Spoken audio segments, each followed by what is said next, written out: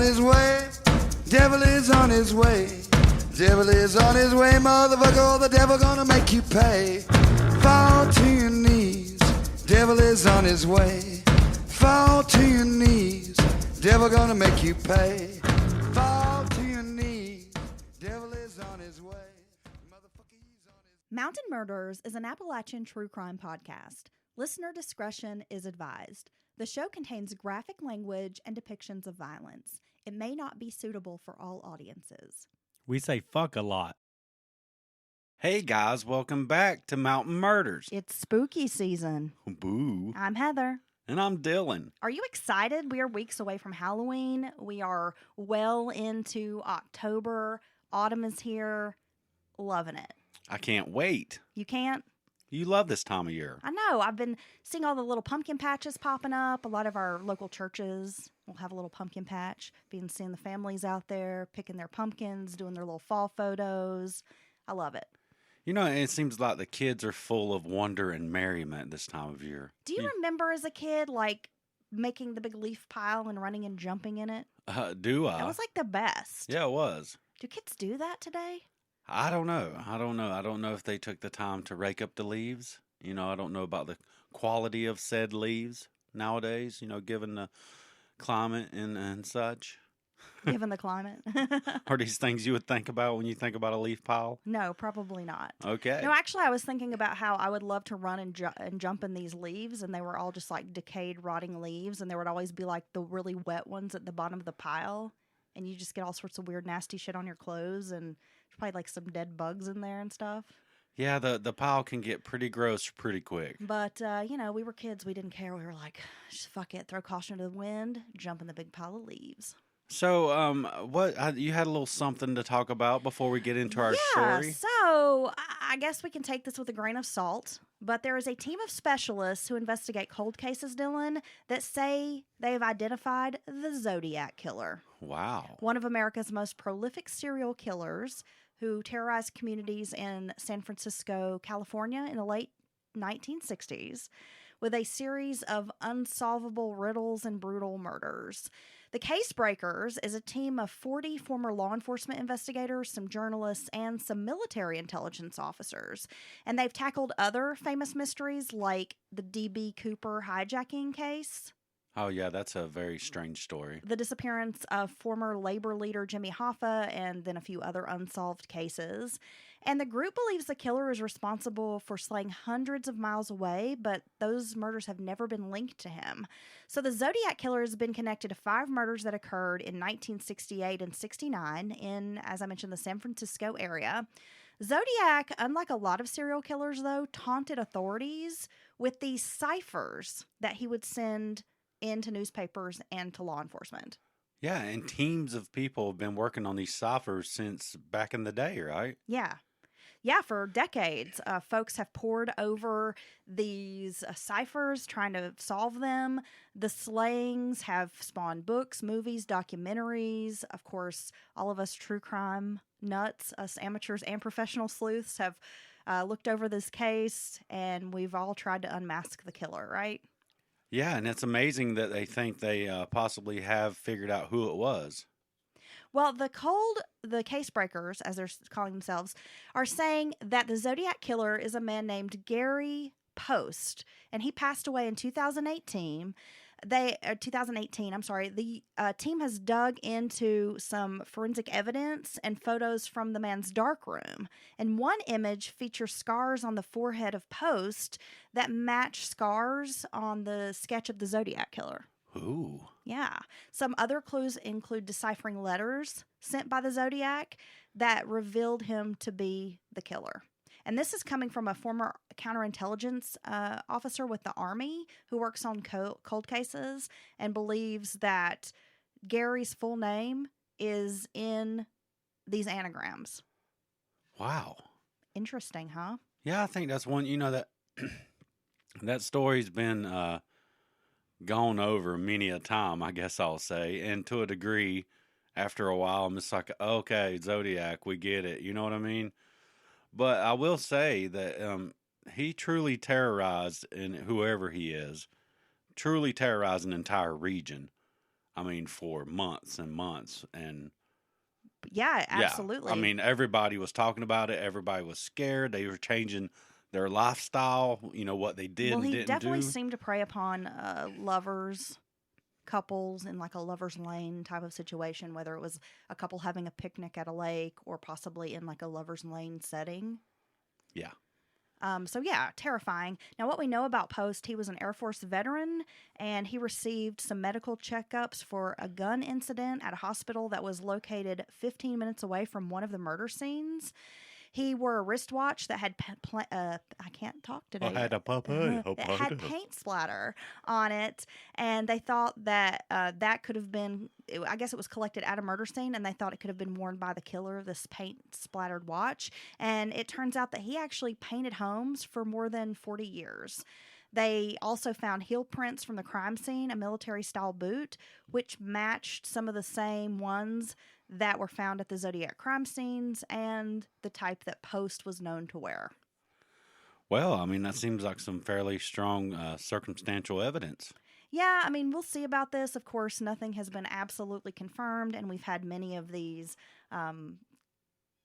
ideas, theories move forward. Oh, we think we found who this person was, and then, nothing. It kind of reminds me of like the Jack the Ripper case. Yeah. There's always a theory, always a new suspect, and people claiming that they have evidence to support this is who Jack the Ripper was, and then we find out that it was maybe fabricated or not exactly accurate information. So I don't know if we'll ever find out who the real Zodiac killer was. Well, when you have these very sensationalized stories that just go on for decades and unsolved, it leaves a lot of room for people's imagination and speculation. Exactly.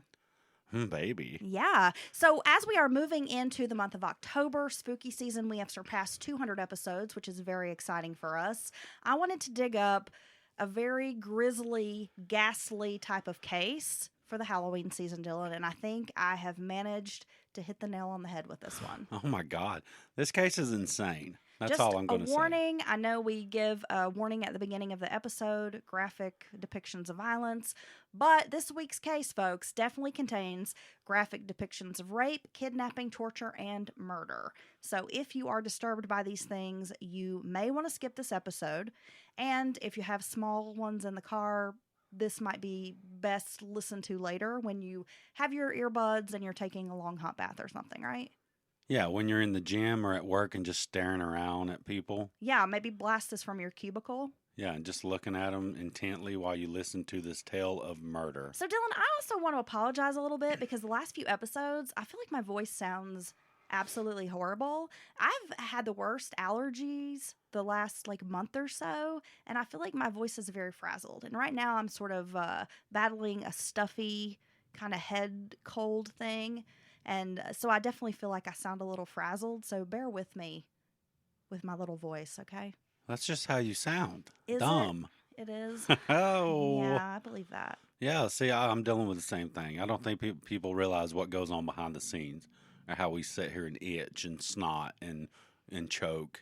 They're The entire, what? ooh, wow. Are you just letting them know that our podcasting studio is just a haven for every allergen in the house? It's our entire house. It's a dusty old house. All right, let's do it. Few killers are so depraved they inspire a horror movie. When a self-proclaimed preacher is found to be an exceptional monster in a northern Philadelphia neighborhood, the community, then nation, is stunned. His story will heavily influence serial killer Buffalo Bill from Silence of the Lambs, leaving behind a disturbing legacy.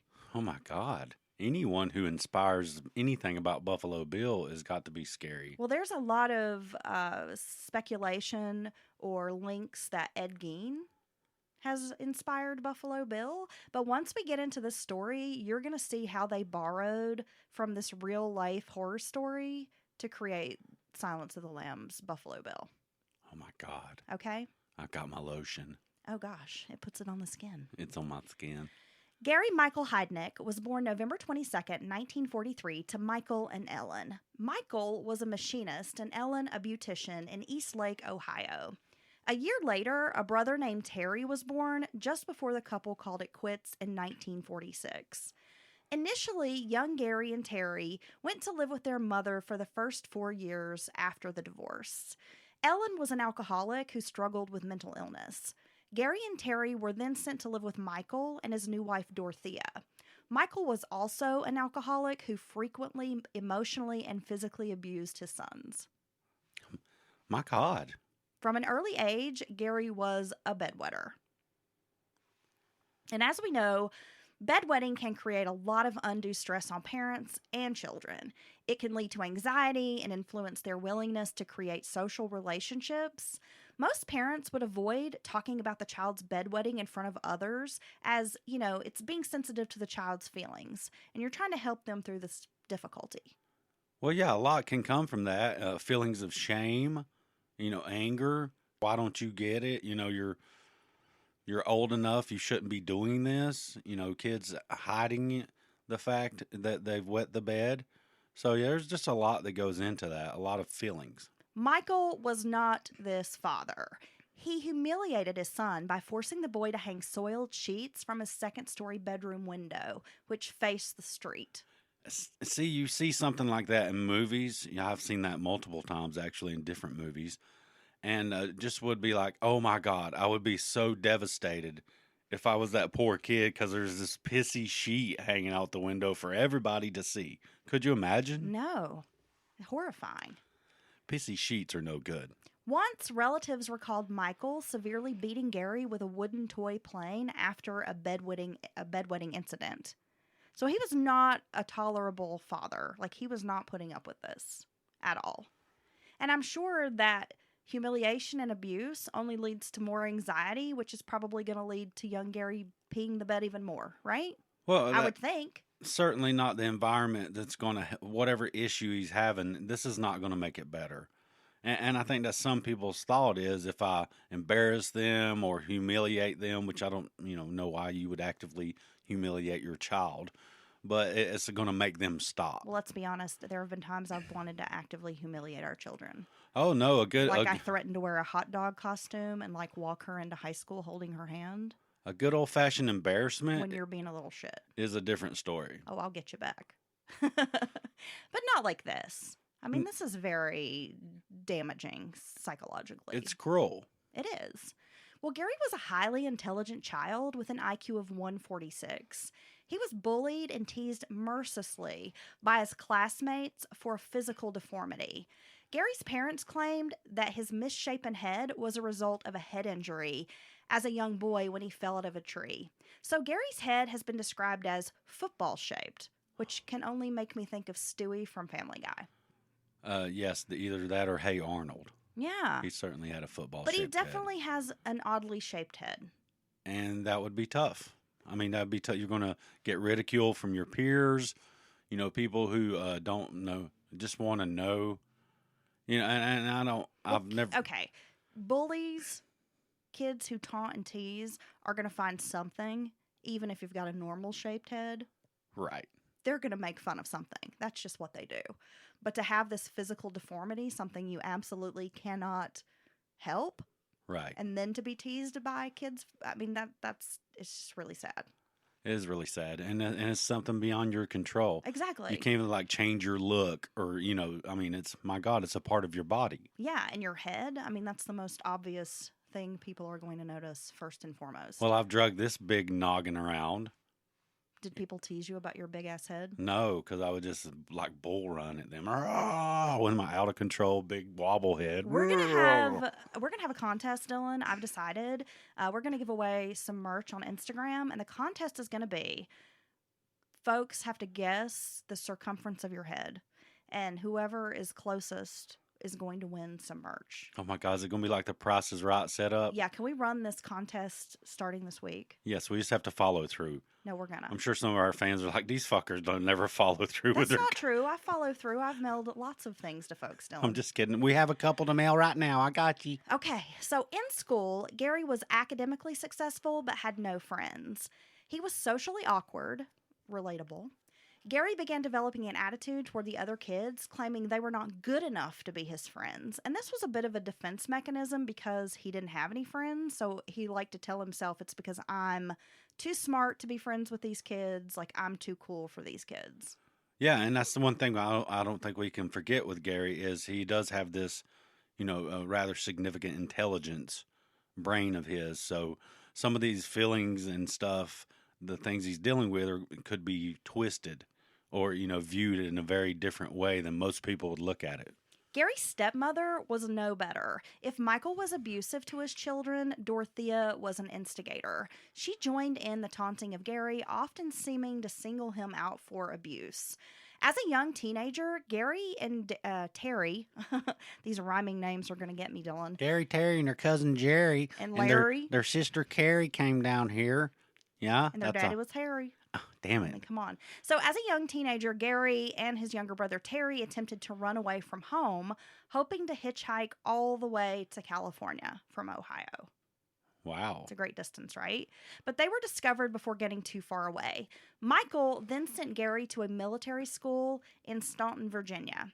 Gary excelled at military school, but dropped out at 17 before graduating.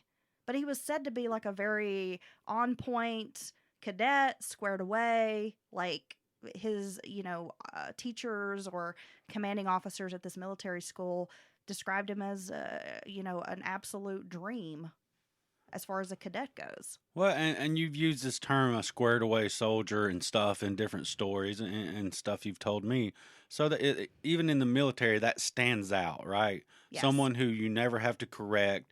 They're all got their P's and Q's, crisp corners on their bed. They're always put together. Uniform impeccable, Yeah. shoes shined. Yeah. So that's something people notice even in the military, right? Definitely.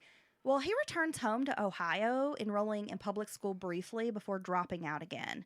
Now, some have speculated that Gary's decision to drop out of military school came after failing a West Point entrance exam. In October of 1961, Gary joined the U.S. Army.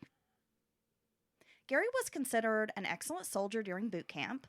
He was sent to San Antonio, Texas, where he trained as a medic. In May of 1962, Gary was sent to West Germany. While he was there, he earned his GED within just a few weeks. I mean, again, he's a very impressive student. Like, he's very smart, intelligent, very book smart.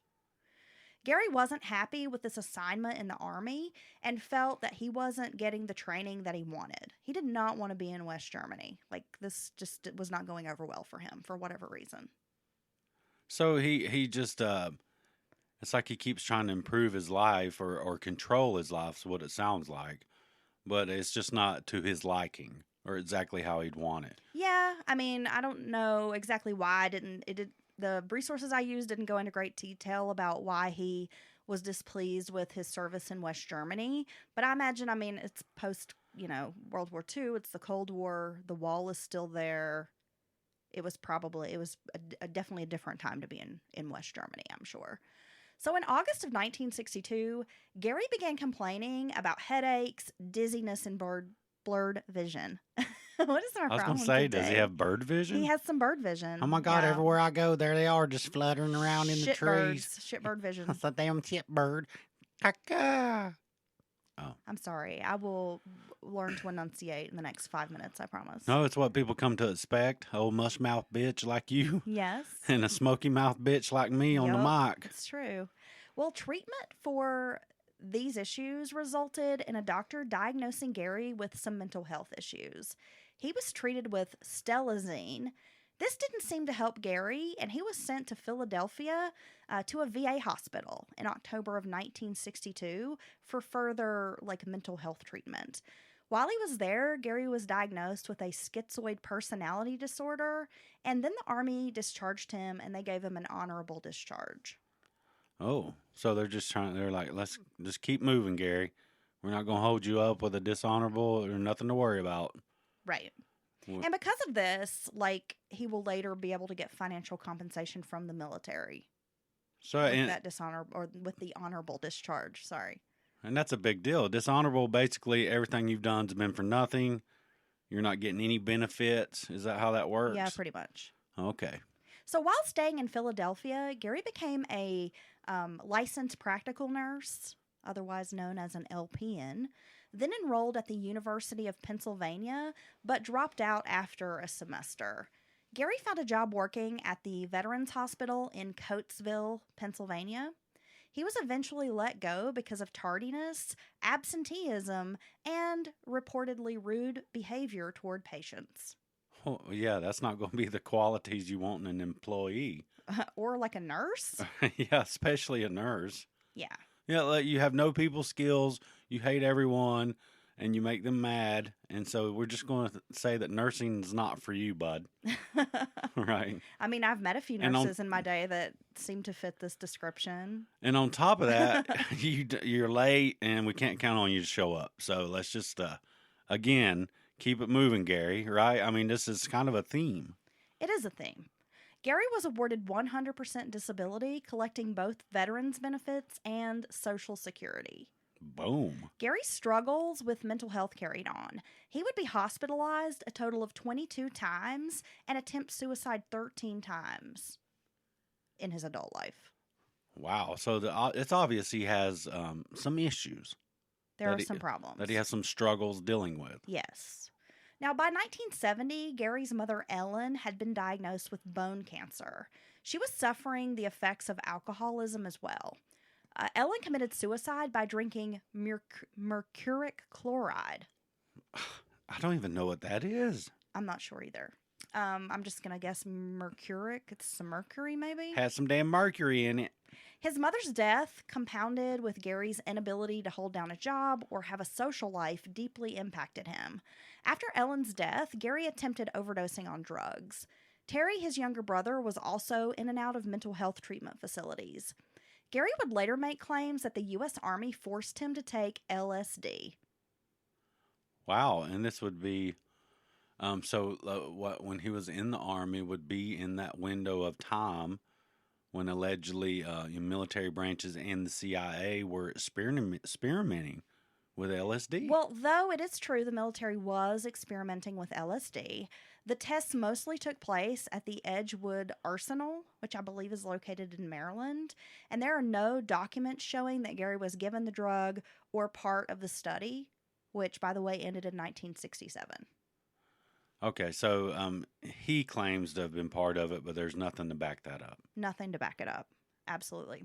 So by fall of 1971, Gary had decided to create a church called the United Church of the Ministers of God. Ooh, that's a good name. He had only 5 followers at the time. Gary began calling himself Bishop Gary, and initially Gary started the church as a tax scam, but soon began buying into his own bullshit. Gary wore a Roman collar around town. Is that like the one the Catholic priests wear? I believe so. Looks kind of like a big ribbon. And that, from my understanding, that's, okay, what a Roman collar would be. Calling himself Bishop Gary, he had business cards. He would pass them out around town. He began volunteering at the Elwyn Institute, where he visited patients. And the Elwyn Institute housed a lot of folks with intellectual disabilities, physical disabilities. And it was there that Gary began recruiting church followers. He preyed upon those who had autism, intellectual disabilities, and related challenges. Yeah, see, I mean, that's not cool. That's not, you already have these people have their own struggles and stuff. And I know people typically mean well, but I think some people, depend on how their brain's wired and what they do deal with, I think religion can be a lot for them to even contemplate or deal with, right? Because they don't maybe have the critical thought element or multi-layers to their thinking. Well, just to get personal, we've had this discussion with my son, right? He's on the spectrum, and he is very high functioning, but there are certain concepts that really seem to give him anxiety, and religion is one of those. When I have relatives that are talking about the resurrection or and end of days and these kinds of things, like, it really causes him some strife, and we have to talk him down and be like, it's okay, because he gets very worked up over this type of stuff. Right. So, that's certainly not cool for Gary to be going around just looking for people he could take advantage of. Let's be honest. Well, and you'll see that as a pattern in Gary's life. Gary invested $1,500 from his disability checks into a Merrill Lynch account beginning in 1975. So he's taking this money, investing it in the name of the church, and we're going to see that he's a very interesting character in that he seems to have these struggles, but then he's also very intelligent and seemingly very with it. Making sound financial decisions. Yeah. So through the church, he made a number of investments, including into Playboy magazine. Well, Through this Merrill Lynch account. Over the years, Heidnik was able to turn that $1,500 into nearly $750,000. wow, that's a pretty good return. Yeah, so almost a millionaire.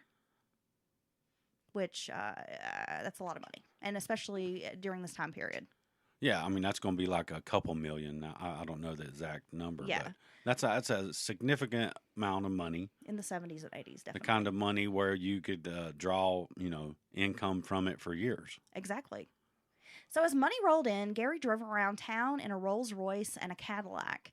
Yet there were times he was homeless, sleeping in a camper on the streets of southwestern Philadelphia. Well, and I think that reflects what's going on in his mind, in his issues. Because in one instance, he can be looking like he has it all figured out, making great investment decisions, and, everything's worked out for him. And then it's like he can go, next time you see him, he doesn't have a pot to piss in, you think, even though he still has this portfolio.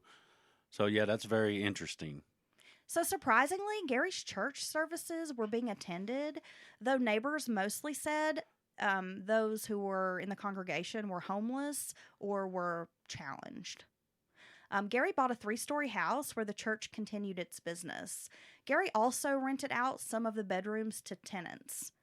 In 1976, Gary Heidnik was charged with aggravated assault after pulling a gun on a tenant. The man had told Gary it would take a few days to get the rent money to him, and in a rage, Gary, who was carrying a concealed, unlicensed pistol, shot the man in the face. It grazed the tenant barely, but law enforcement arrested Gary all the same. Well, yeah, I mean that's very dangerous. You could have killed this guy, and you're doing it in anger, which is even more disturbing. So yeah, that's a good call, cops.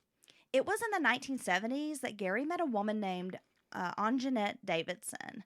Now, Anjanette was African American, and she had intellectual disabilities. Gary would tell his friends that he preferred dating black women and felt that they treated him better than white women did. His words. Anjanette had significant cognitive challenges. In 1978, she birthed a daughter with Gary named Maxine. It was then that Gary took Anjanette to visit her sister, who lived in an institution. Anjanette's sister, Alberta, had been described as mentally challenged. She had a lot of, issues, and was like a toddler. Like they said, her mind was that of a child, like a small child, like a toddler. Wow. So it'd be impossible to not know that she has a mental disability. Right. She needs constant care and attention. Okay. And literally needs to be reminded, like, it's time to eat. Can't always do the bathroom thing on her own. I mean, she needs constant care and supervision. So Gary took the sister out for a daily visit and then never returns her. When authorities show up asking about Alberta's whereabouts, Gary denies having seen her since the visit. He had told Anjanette that Alberta had been returned to the institute. Authorities didn't believe his story. A search of the house made a horrible discovery. Alberta was imprisoned in a storage room in Gary's basement. Oh my God. When they find her, she is absolutely terrified. When returned to the hospital, it was discovered that Gary had sexually assaulted the woman. She had been both raped and sodomized. Alberta also had contracted gonorrhea. My God. From Gary. And they said she was absolutely terrified when they got her to the hospital. Like, she didn't want to have anything to do with any of the male nurses or staff.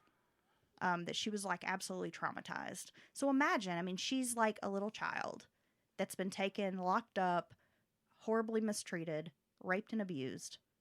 Yeah, I mean, doing that to any human, any woman would be horrible, right? No way around it. but just her with her mental capacity, it almost adds another layer of horror to the situation. Well, it does. It's very fucking disturbing, and it just speaks to Gary's character and the types of shit he does. Like, he's a very fucked up individual. Yeah, and it just kind of hanging around the edges, around these places that vocational places and stuff, where these people who may have issues, or are just preying on them. Just who can he manipulate, or kind of pick out of the crowd to do whatever he wants to. That's so messed up. Gary was arrested, charged with kidnapping, rape, false imprisonment, involuntary deviant sexual intercourse, and interfering with the custody of a committed person. He was sentenced to prison, but that was overturned. At a resentencing hearing, Gary was ordered to spend 3 years in a mental treatment facility, like a state-run mental hospital. I mean, what judge does that? Who does that? When you see this, what's happened, the evidence, what's happened to this poor woman, who decides this guy shouldn't be in jail? And I must wonder, is there voluntary deviant sexual contact now that they charged him with involuntary? I don't know. Oh, baby. Well, I guess there could be voluntary because in a lot of states, certain sex acts are considered deviant. But I guess if you're voluntarily participating in them. I'm illegal in 49 of the states. I guess in some states you're not allowed to, like put your mouth on each other's genitals and stuff. I wouldn't live in those states. I'm like, can you stop me, you son of a bitch? They come in and arrest you. Let's walk around. Let's be like, yeah, I did it. Okay, enough. So Gary was released in April of 1983, but ordered to attend a state-sanctioned mental health program, like an outpatient type of deal where he had to go to counseling, receive treatment. Get this, Dylan. During the parole hearing, a board member asked Gary a question, and instead of answering, Gary wrote down on a piece of paper, quote, "The devil put a cookie in my throat." Ooh. So despite this answer, the parole board found that he was okay for release. Yeah, because that's a totally normal thing that people say when you're trying to assess their attitude and what's going on in their brain. The Doc Lord put a cookie in my throat. It was an Oreo. God, Oreos are freaking good. And he gave me some cold milk. Was it double stuffed? Oh, jeez. That shouldn't even be made. This shit's too good. Because it's doubly good. Yeah. Although I have to say, people really like the cream in the middle of the Oreo, and I've always just been a fan of the cookie. I like the cookie. So you want thicker cookie? Yeah. I like the cookie part. You like thick things, do you? Yep. All right. Case in point, he's sitting across from me. That's it. Thicker than a Snickers. Ooh, thicker than a Snickers. Baby. I want that t-shirt. Yeah. Well, They say thick thighs save lives, Dylan. It's true. Okay, so when he's released from the hospital at Greater Ford, Gary can't track down his former girlfriend, Anjanette, but he learns that his daughter, Maxine, was taken into foster care. Can we say Anjanette is a beautiful name? It is a beautiful name. It is. Angered by this, Gary felt like society had robbed him of a family and that he deserved a wife and a child. Now, Gary spent a few more years operating his church and frequenting sex workers, mostly African-American women in Philadelphia. Now, after his release, Gary joined a matrimonial service where he began corresponding with a Filipino woman named Betty Disto. So this is long before the internet and all that mess. It's like a dating service. It's like a mail order where they hook people up type of situation. Yeah. So maybe like 90 Day Fiance before the 90 days, Dylan. Oh, I think you just created a new show. They're already doing that one. So John Cassidy was Gary's best friend at the time, and he told Philadelphia Magazine that Gary had wanted to find a very subservient woman. Considering Betty was young and malleable, the pair wrote letters for 2 years, and Gary really thought, and again, this is a very stereotype. We're going to find some racism in the story, and these very, horrific stereotypes. Like, Gary honestly thought because she was from the Philippines that would make her like a subservient type of woman. Okay. Well, right? I mean, yeah, what are you going to do? That's just not smart to generalize people, period. Right. But this is what he wants is someone who is going to do anything he says. Cows down to him. Exactly. Listens to exactly what he wants. He wants a Everything's slave. He doesn't want a partner. Yeah, I know, and that's just what's weird about it. Who would want to be, who'd want to be in a relationship like that? From his perspective, why would you want someone to, I don't know. I guess it's people that are full of themselves, think they matter more than other people. Now, I must say, I have seen what you might consider the stereotypical couple, even locally, around. You have the older gentleman who always typically looks like he was in the military.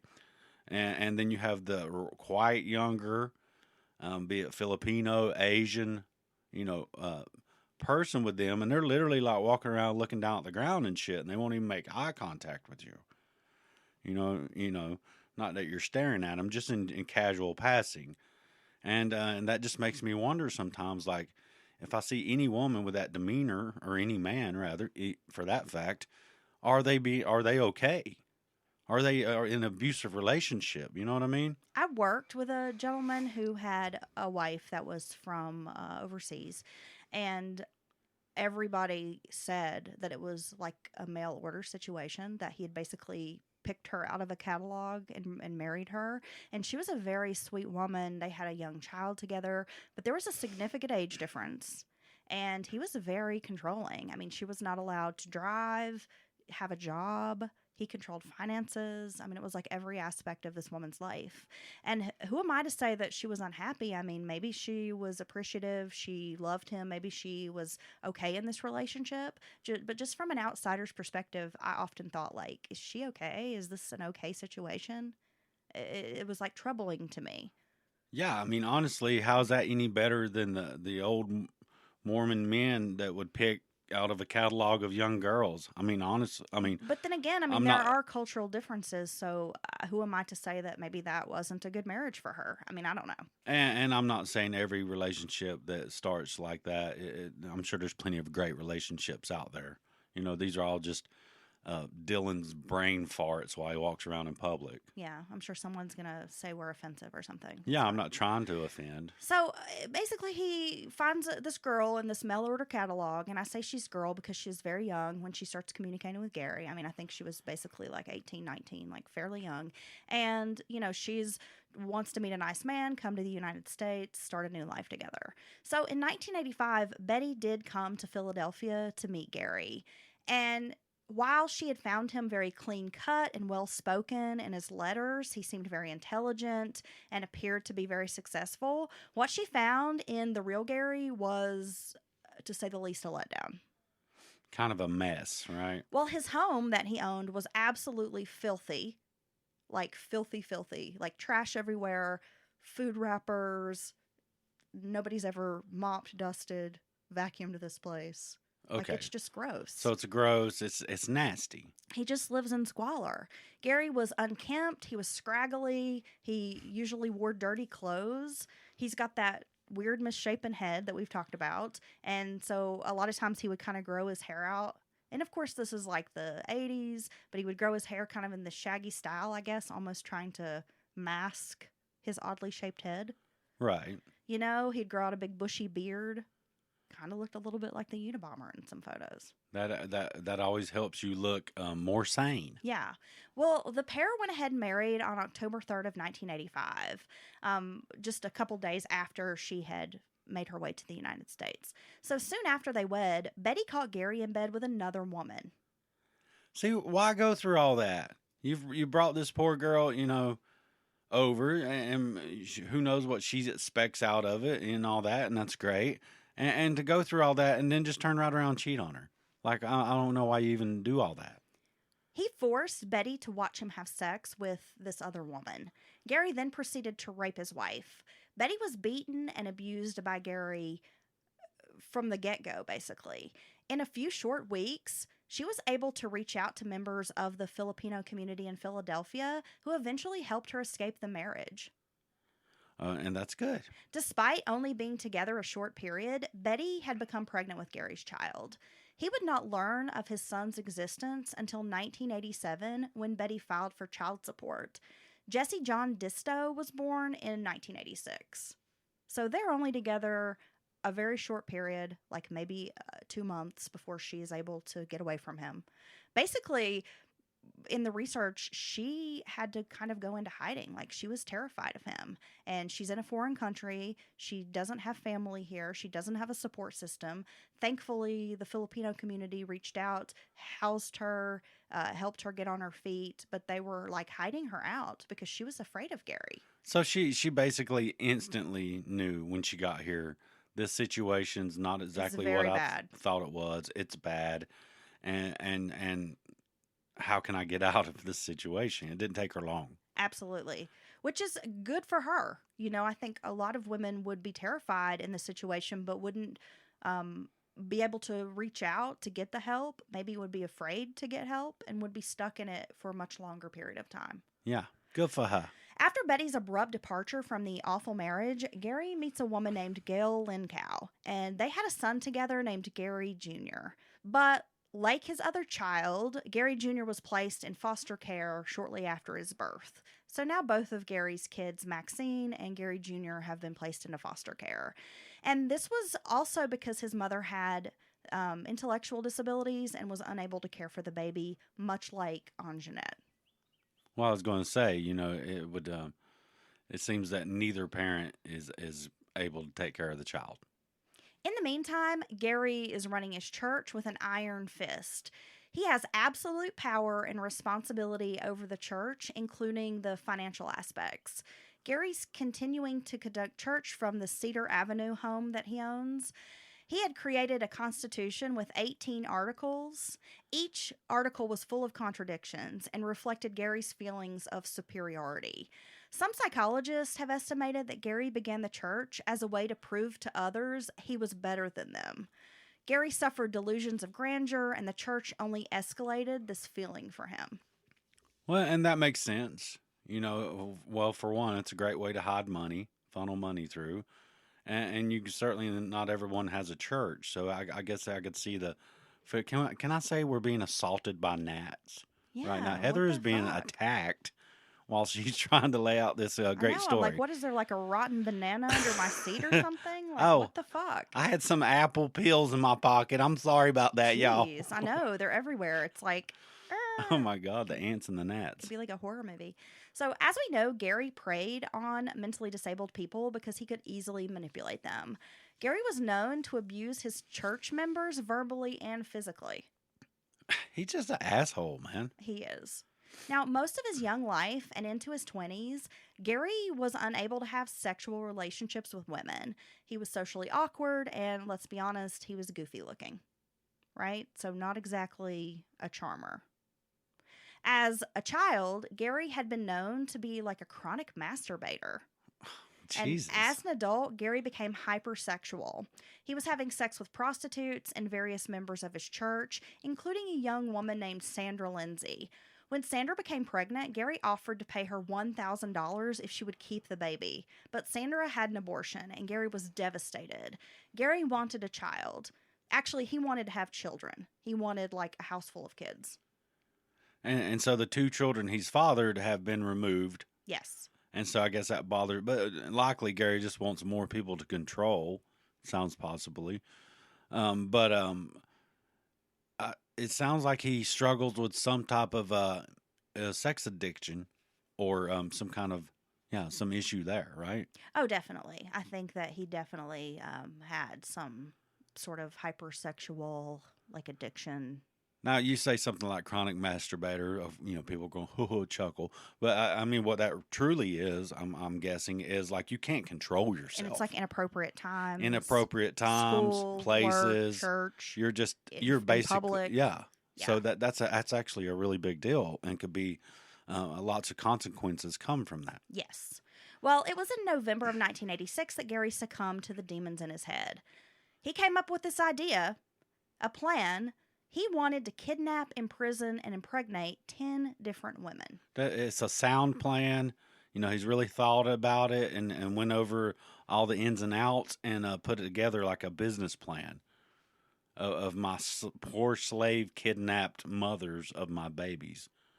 I mean, again, it's obvious that he's not all there.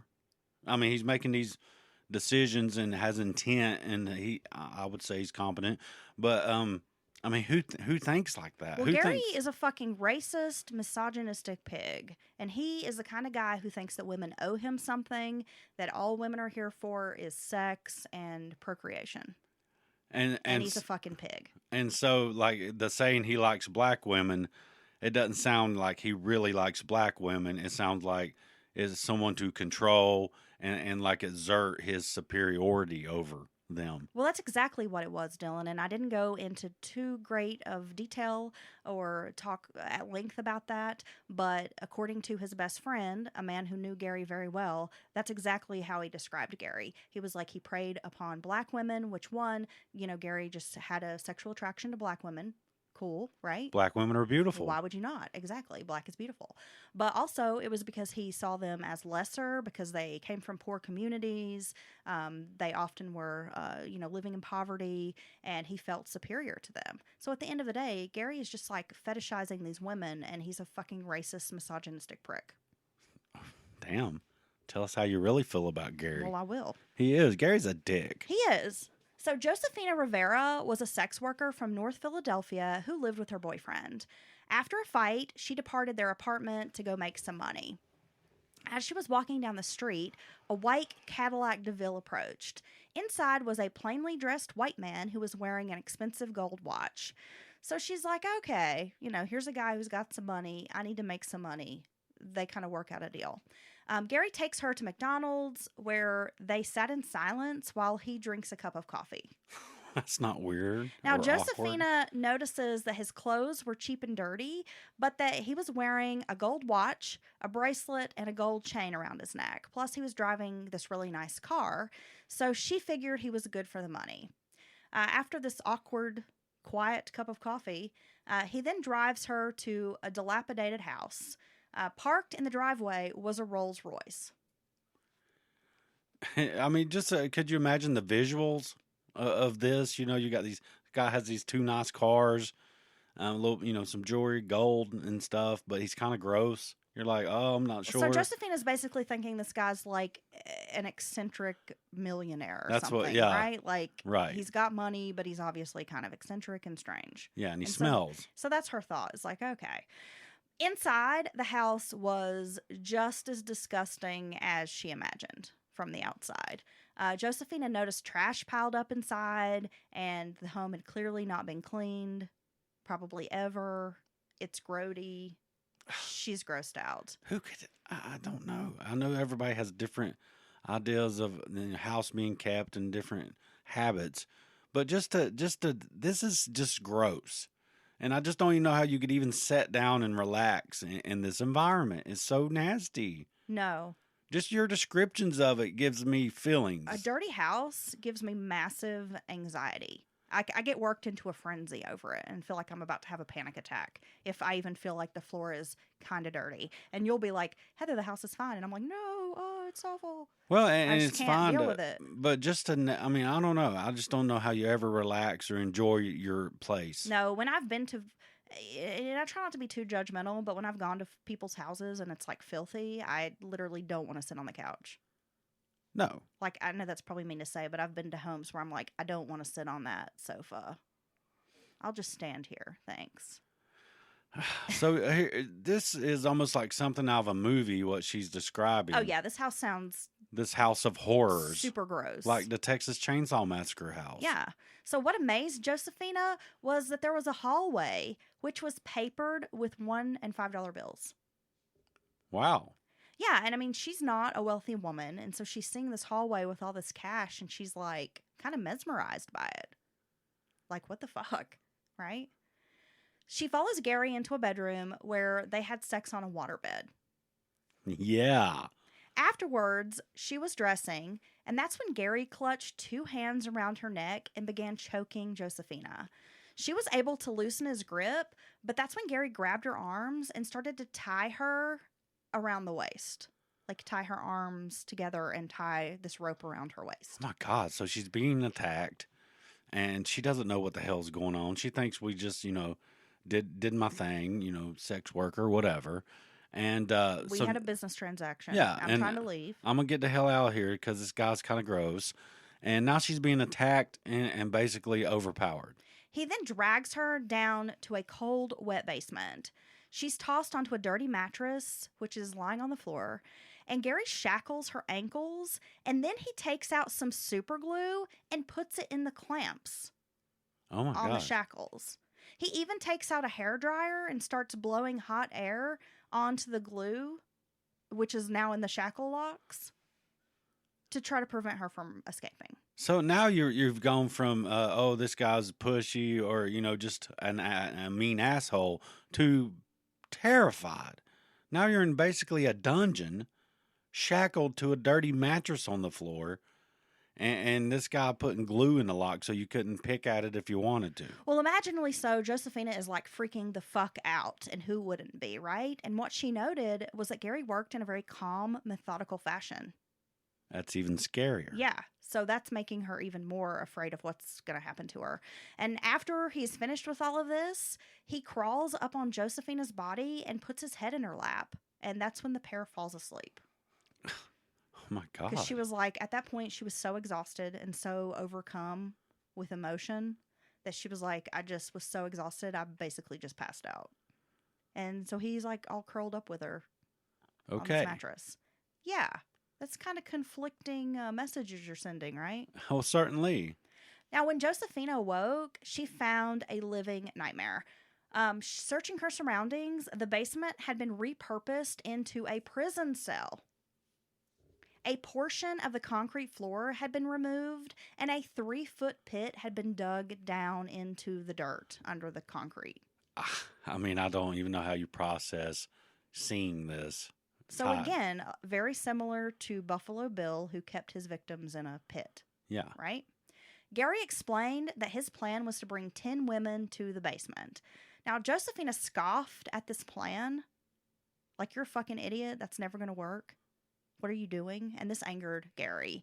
He raped her, and as soon as he leaves the basement, Josephina tries to escape. She managed to pry open a window, but she also had this chain like attached to her ankles, and it was preventing her from being able to climb entirely out the window. But she was able to hoist herself up kind of halfway, despite the chain, and she began screaming for help. Unfortunately, the only help to arrive was Gary. Damn it. He kind of pushed her back down into the basement. He runs down, grabs her from this window, and then he starts beating her with a stick. And it's basically the wooden stick, like the handle of a shovel, that he's taken the shovel end off. So Oh it's my just God. this Big, heavy. thick stick. Yeah. I mean, that's the only way I can describe it, right? Is a shovel handle. Yeah, and that's going to have some weight to it. I mean, that's just not something you want to be hit with. No. Yeah. No. So after he beats her with this, he then throws her body in the 3-foot dirt pit deep in the floor. That's when Gary piles wood planks across the top of the pit and then places bags of dirt on it so she can't get out. So trapping her down in this dingy, wet mud pit. Yeah, that she basically, it's like basically the size of for like a body or like a coffin. Like it's not very big. Right. And puts her down in this 3 feet down into the ground. Well, there you go. Fucking terrifying. Terrified. I don't even know how you process all that without your brain just fracturing and your realities. No, this is like my worst nightmare. So Claustrophobic, no way. that's interesting. You can really see the elements that Hollywood took, and for the Buffalo Bill character, and of course they sensationalized it. They changed it, but there definitely is all the makings there of the Buffalo Bill story. That's very interesting. Yeah. So Gary then turns a radio on to full volume to drown out her screams and cries. A few hours later, Gary lifts the planks and pulls Josephina from the makeshift pit. He ties her to a pipe, and that's when she notices there's a second woman chained up. Oh my God. Across from her. So he's moving along with his stupid plan. This new woman is half naked. And when the women are finally alone, the second woman explains that her name is Sandra Lindsay. Now, if you remember earlier in the story, I mentioned her. She was a woman with some intellectual disabilities who kind of hung out with Gary, came by, went to church services, had gotten pregnant. He offered to pay her $1,000 for the baby, and she had an abortion. Okay, so she's been on his list of people he wants to get, and now she's down. Now you have a second victim in the dungeon. Now, Sandra explains that, she's known Gary for some years. The story with Sandra was she had left the day after Thanksgiving to buy some medicine for menstrual cramps, and she never returned home. A few days later, Sandy, after she'd gone missing, Gary came downstairs to say that her sisters were calling for her. Because again, she's known to hang out at Gary's house. So not wanting to arouse suspicion, Gary forces Sandra to write a letter explaining that she's okay, but she's just taken off. Yeah, I'm just hanging out. So while this is all happening, the women are kept naked. They're repeatedly raped. It was so cold in the basement that the women had to huddle together to keep from freezing. If they cried or screamed for help, Gary would beat them with a wooden stick. Sandy's mother eventually filed a missing persons report, noting that her daughter often hung out at Gary's house, and she believed he could know her whereabouts, right? So a police officer comes to Gary's house, but is unable to reach him. He knocks on the door a few times, can't get him, so he just gives up looking for Sandra. Dude, you got this old creepy ass house, all dirty and dingy and stuff.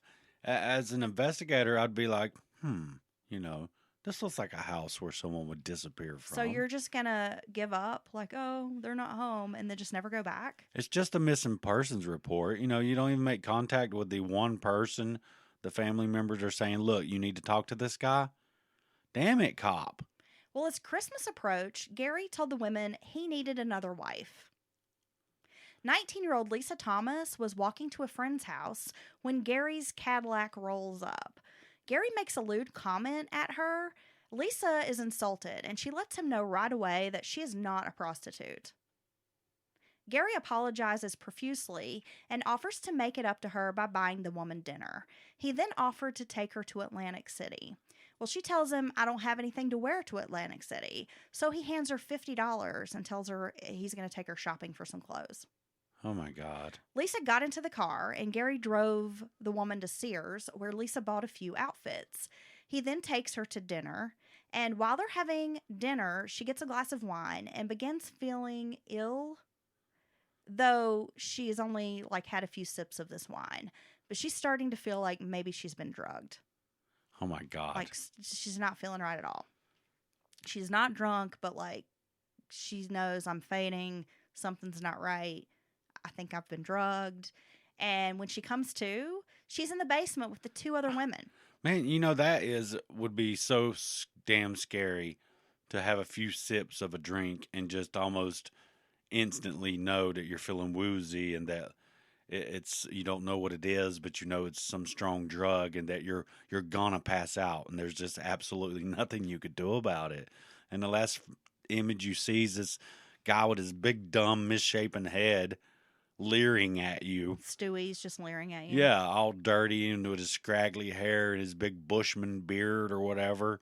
And just how scary? How scary would that be? It's very, very, very scary. My God, I'm surprised. I think you've drugged my beer before. Yeah. Oh, yeah? Yeah, and I wake up in the basement. That's crazy. But you've left and went on vacation without me. I wish we had a basement I could put you in. I wish we had a basement too. So after he kidnaps Lisa and he has all three women, he spends the next week raping and beating them. Gary then starts trying out some new methods of torture, like hanging the women from pipes in the ceiling. Yeah, so he's just he's playing around, trying to figure out how exactly he can do this, how he can exert complete control, different forms of punishment.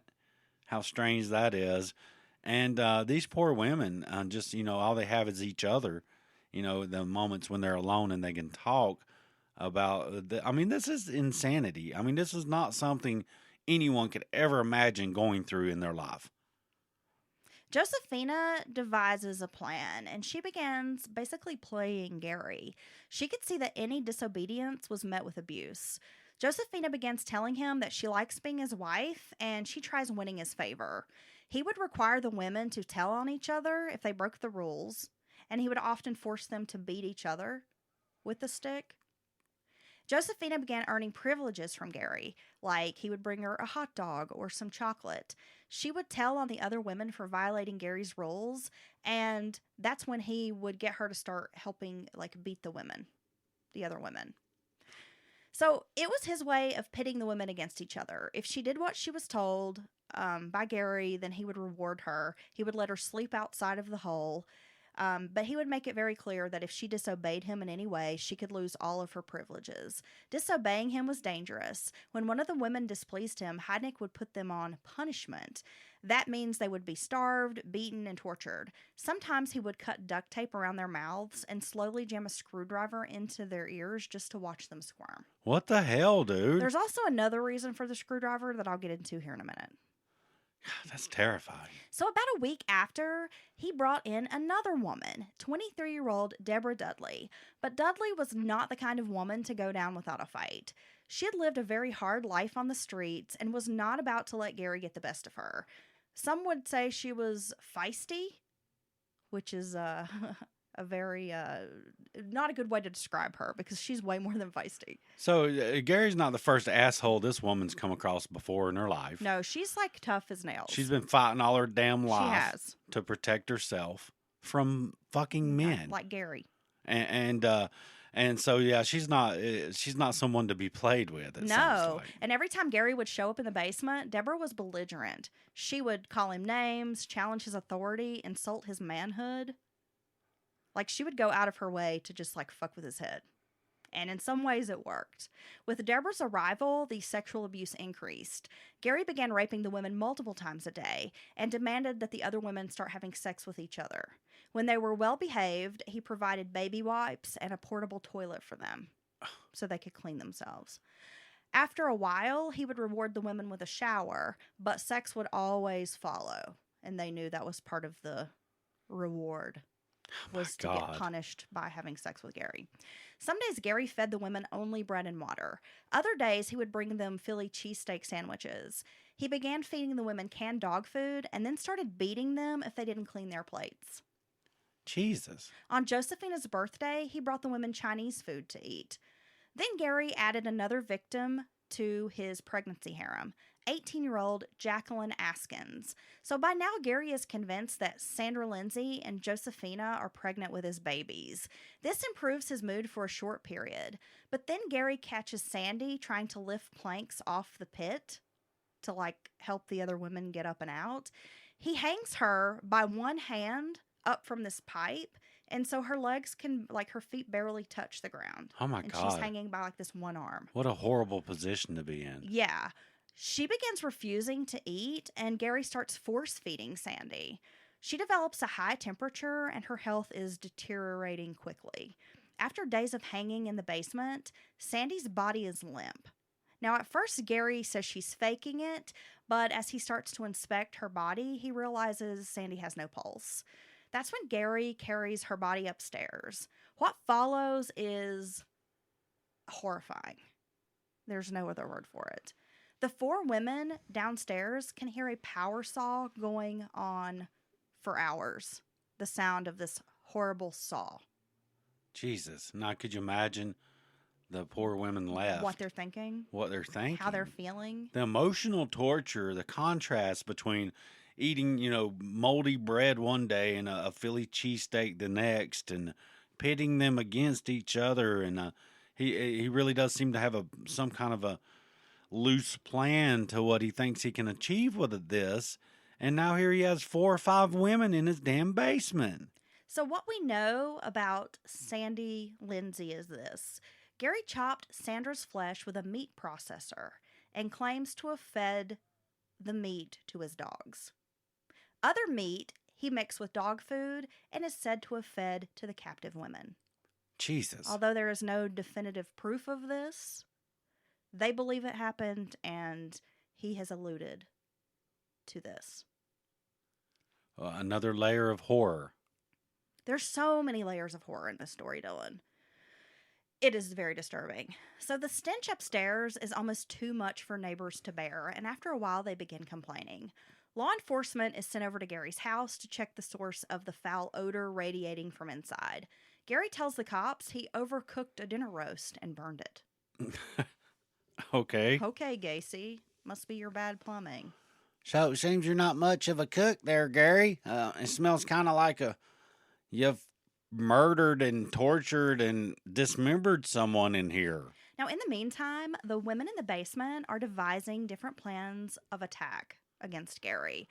Josephina warns him of their plans.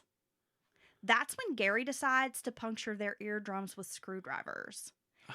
He believes if he deafens the women, they won't know he's coming to the basement and they can't plan an assault on him.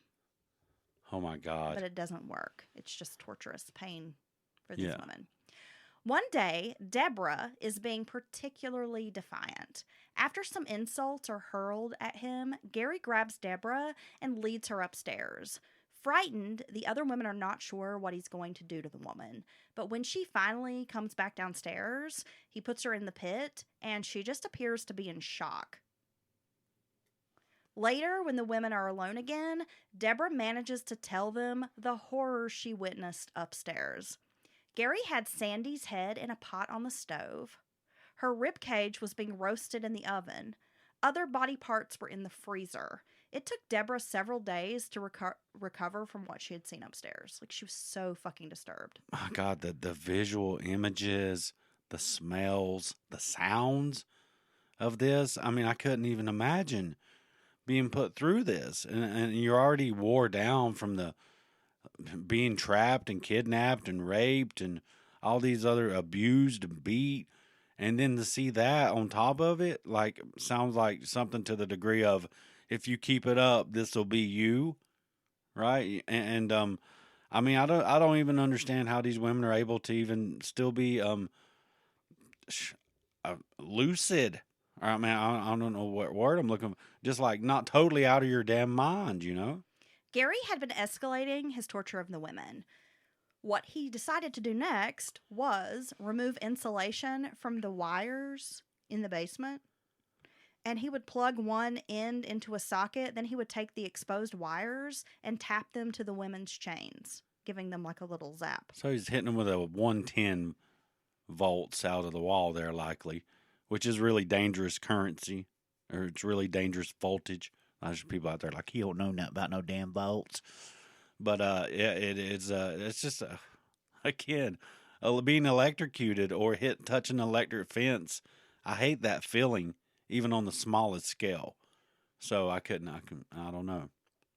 So one day after Deborah had seen the body of Sandra Lindsay, she had disobeyed him. And because, again, like, she's just really sassy. She's like, fuck you.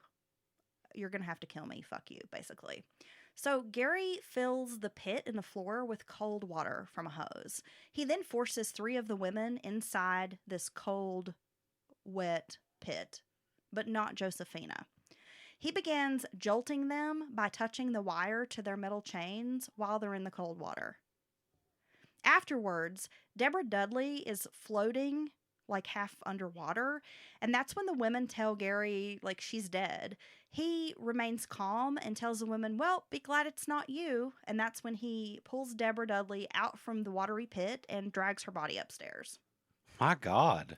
By now, Josephina has earned Gary's trust, and she was kind of able to leave the basement. Not all the time, but he would allow her to kind of come and go. He also gave her permission to shower and wear clothing. Unlike the other captives downstairs, he kept those women naked. Gary would take Josephina out to restaurants and even to visit friends.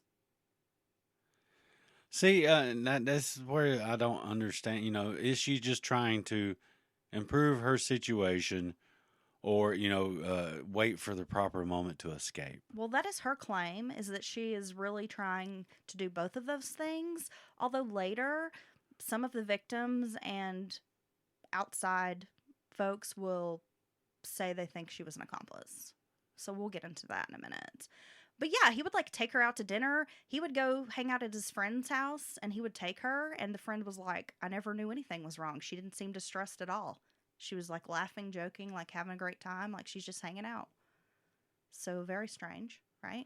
Well, she's been through a lot. Well, she I has. think that's one thing that we can't gloss over, or anyone looking at this story like, oh, she's been through a Well, lot. she has. And that's the thing, we don't really know, like, what her mental state was. Yeah, exactly. At this point. Because this is some horrible things these poor women have been through. Gary would tell her if he was ever caught, he would know how to play crazy and he could outsmart psychologists because he had done it time and time again.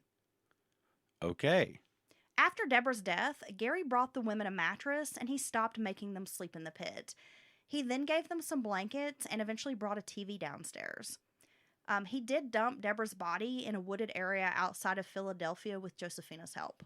To replace Deborah, Gary kidnaps a young woman named Agnes Adams, and it is during this time that Josephina realizes she's got to do something. Gary's behavior is carrying on and is obviously not going to stop anytime soon. She finally begs him to allow her to visit some family members. So Gary agrees. He drives her to a gas station near the apartment where she formerly lived, and he tells her that he will wait there for her. Like, you have X amount of time to go visit your family and you need to come back. Josephina promises when she comes back, she's going to bring another woman for Gary's collection. Josephina has shown him loyalty to this point, and believing her feelings are genuine, Gary allows her to visit with her family for a few hours. That is when she is able to escape. Josephina makes her way to the apartment she shared with her boyfriend once, Vincent Nelson. Now, at first, Nelson doesn't believe her outrageous story. I mean, who would believe this? So she's been missing. She got her her former boyfriend. She left on bad terms. They had a fight. Okay. She went out to make money and then just disappears. So he's like, you've been gone for 4 months. You physically look okay, right? Your tale is simply too wild. I mean, he's like, you've lost your damn mind. You're on drugs. I think that would be most people's reaction. Anyone telling a story like this, like, okay, yeah, sure, because that doesn't sound believable. So after a period of Josephine just begging him to believe her, please, he finally calls the police, and they show up to take down a report. The police also find her story just completely uncredible until she lifts up her pants, shows them her legs, which have chafing and bruising from the leg chains. So here you finally made that leap, that scary leap to try to get help. And like everyone, no one's helping you. Yes. Like they don't believe you. Right. Now, could you imagine that state of mind you'd be in at that point? No. But you have to consider the time period. I mean, this is the 80s. She is a poor black sex worker.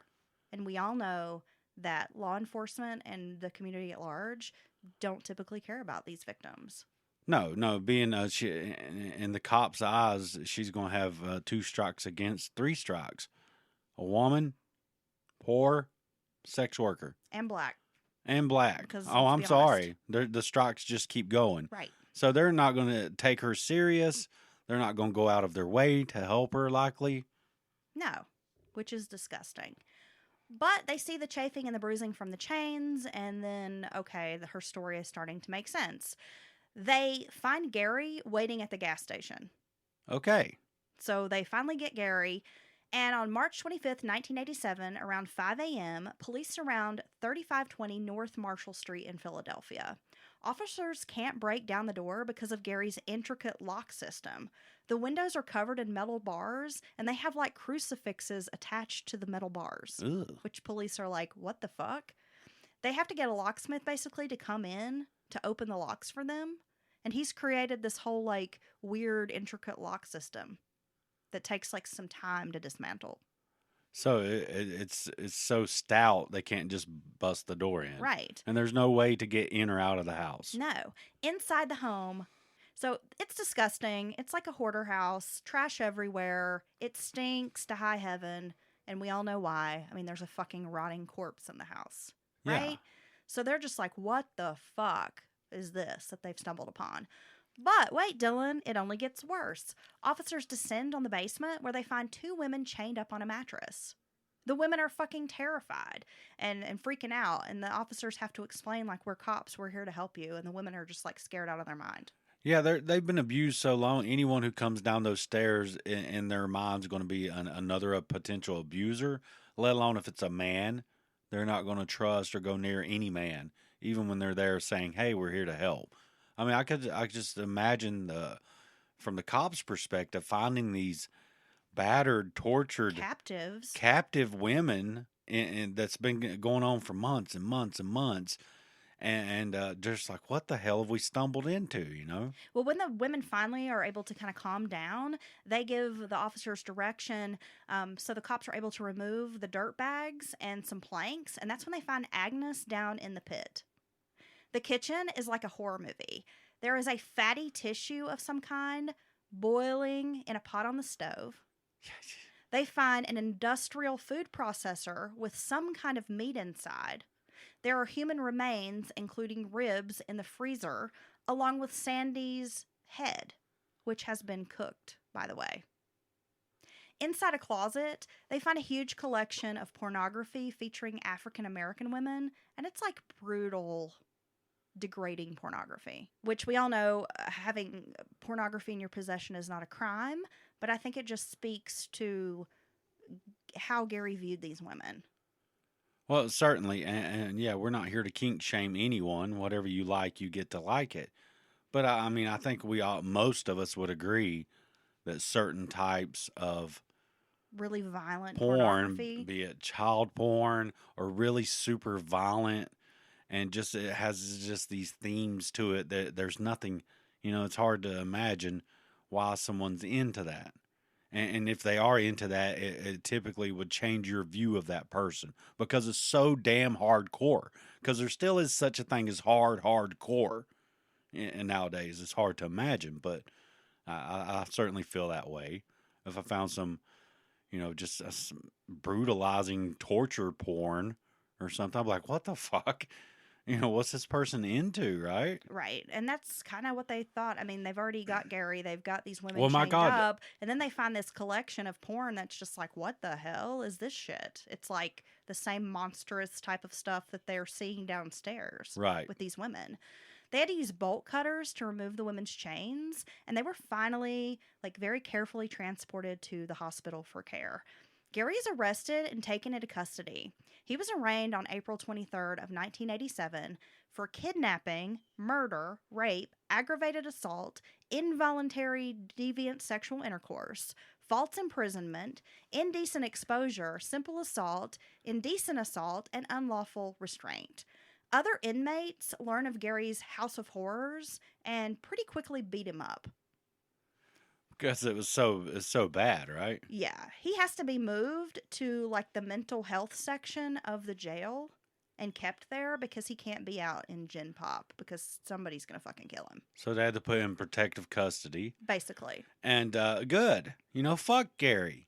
I mean, he did this intentionally to, woman after woman, and, preying on these people that had, emotional disabilities or mental disabilities and things like that. So he's a fucking asshole. And I hope they cave his damn big-ass misshapen head in. Well, a week after his arrest, Gary attempts to hang himself in his cell. At the trial, the victims testify about their rape and abuse at the hands of Gary Heidnik. Though some consider her an accomplice, no charges are ever filed against Josephina, and she's actually allowed to testify against Gary. 24 pounds of human flesh were found inside the house, a story which quickly spread across Philadelphia and then captivated the nation. Well, in the case of Josephina, in the end, she did get him caught. She did.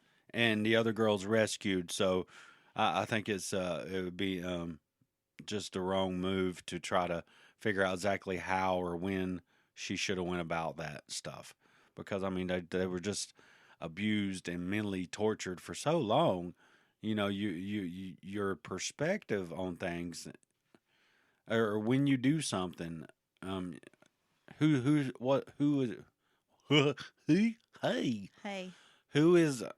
us Well, to at say? the end of the day, we're all animals, and Yes. our survival instinct is going to kick in. Exactly. No matter what sort of depravity we have to endure to live.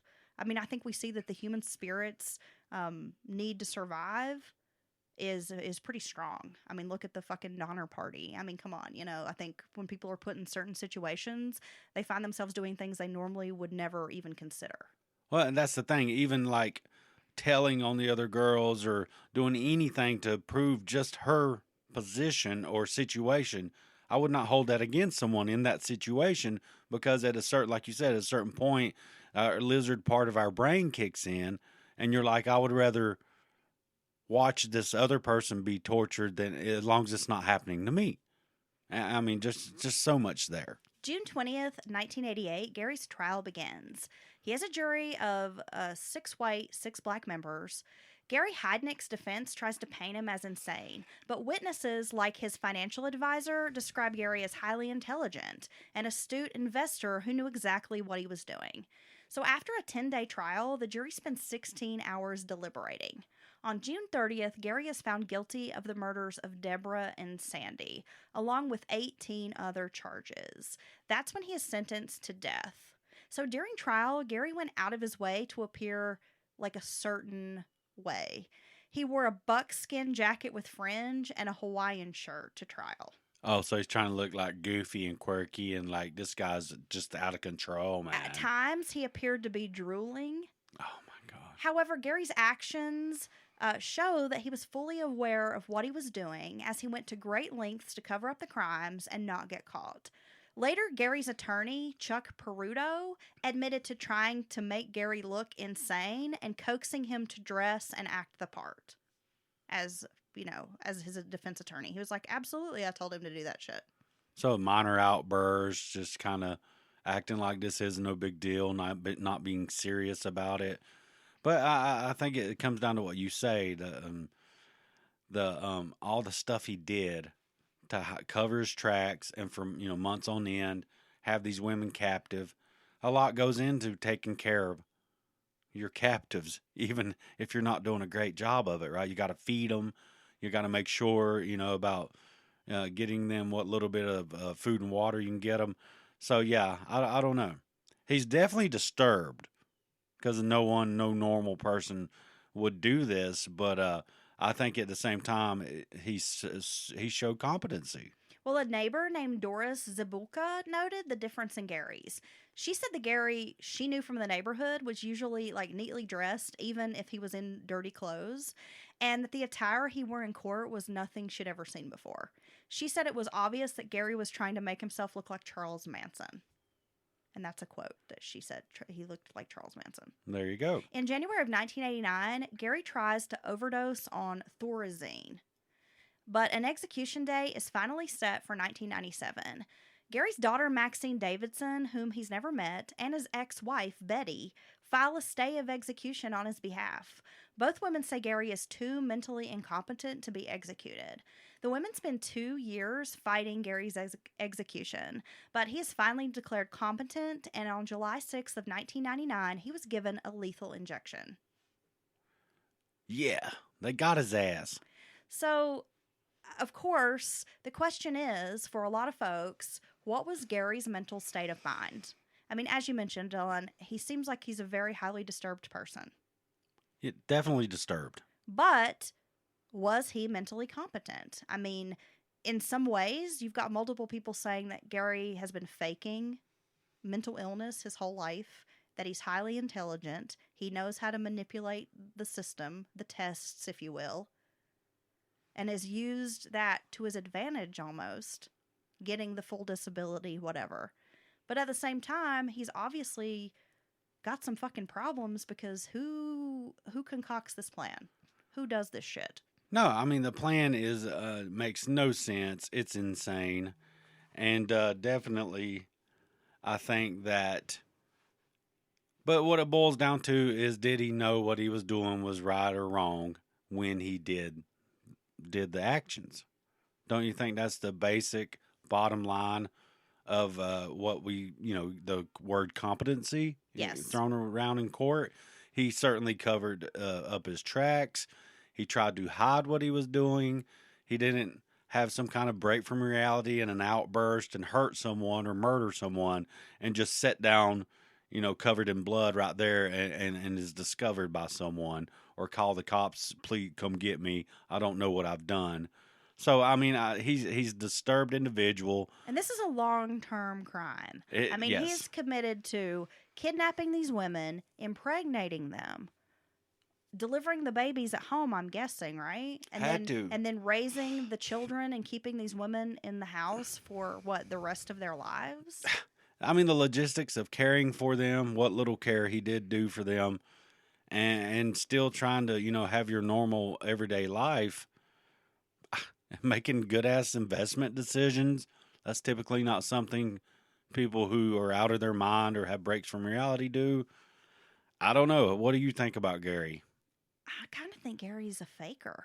I think he may have I think I think he's a monster. I think he's a monster. I think he definitely has some problems, but I don't think that he's like schizophrenic, and I don't think that he has a schizoid personality disorder. I think that stuff's faked. And that's just my opinion. I mean, who am I? But yeah. Well, today's resources, Dylan, I used a book by Ken Inglade called Cellar of Horror. And it is very well researched, a very good book, lengthy. I mean, this honestly could have probably ended up being like a 2-part series on Gary. Was trying to condense it down. Also, a resource is The Basement by R.J. Parker. The Basement's True Story of Serial Killer Gary Heidnik. Jeez. And then there are numerous newspaper articles out there because this was a more recent case. I mean, it's in the last 40 years, so it was not too difficult to find information about Gary Heidnik. Now, why he is not a more popular or well-known serial killer, I don't know. This guy's a fucking monster. I mean, with a story like that, I can imagine that. I figure I would have already heard 10 documentaries on it and 100 podcasts about it, but honestly, I'd not heard of it at all. So I'm very surprised by that, because it's just a horrible story, and he was a horrible person. But yeah, so if you love us and want to get more, you can check us out at patreon.com/ at Mountain Murders Podcast. Okay, well, that's not exactly correct. It's patreon.com/ Mountain Murders Podcast. That's what I said. Okay. We got a lot of bonus content over there if you want to access more episodes. They're not all true crime. We actually just posted an episode this past week on Patreon, Dylan, about some different cryptids and legends. That was fun. Sometimes we're just talking. We're just having a cup of coffee, just having a little coffee talk. Yeah, we do all sorts of things on Patreon. You can also get ad-free episodes and an invite to our Discord chat, which is so much fun. It's like a group of friends. Love everybody in Discord. You can also hit subscribe wherever you download our podcast and give us a 5-star review. We love those. And we're on Twitter, Facebook, Instagram, and TikTok. Just look for Mountain Murders Podcast. Wow, I think she said all the things, and I hope everyone has a great day when they hear this. Yeah, we're also toying with the idea we want to do more videos. And we've had some folks reach out, why are you not doing a virtual live show? We want to see videos. We want to see you guys. I have no idea why you physically want to look at us. Oh, my God. We're not the most attractive people. Oh, my God. I mean, Dylan's cute. I need a wide-angle lens. I just look stupid. But we are considering we want to start doing more video and possibly posting those on YouTube. So that is something that will be in our future. Dylan? Yes, we do. Sometimes gets lost in the sauce. We do have a YouTube channel, Mountain Murders Podcast, and you can click over there, and that's definitely going to be more videos there. And if you would, just hit a little subscribe right there. That helps us out on the old YouTubes. It sure does. Well, until Wednesday, hope you guys have a safe and wonderful week. Enjoy this gorgeous fall weather that we're having wherever you are. I'm sure you're getting little hints of fall. Ooh, stay dry. And we will be back on Wednesday with what, Dylan? A brand new Mountain Murders Offbeat. That's right. Okay, so like I said, guys, have a great week, and we'll be back soon.